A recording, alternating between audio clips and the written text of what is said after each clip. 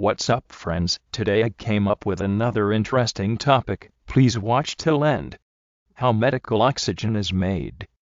The air in our atmosphere is a mixture of various gases, which consists nitrogen 78%, oxygen 21% and carbon dioxide 0.04%, and other gases.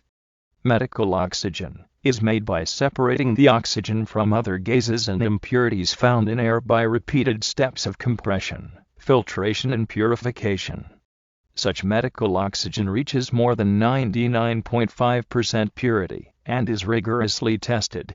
In the process, gas plants takes air from the atmosphere into a compressor and pass it through a chamber at maintained temperatures of below -182 C.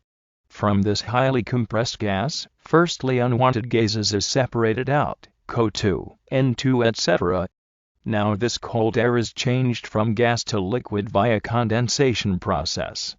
On further distillation, only the liquid oxygen is left behind, then liquid oxygen is collected into cryogenic vessels or tank, which is transported to hospitals. Oxygen has applications in the iron and steel industry, hospitals, pharmaceutical and other industries.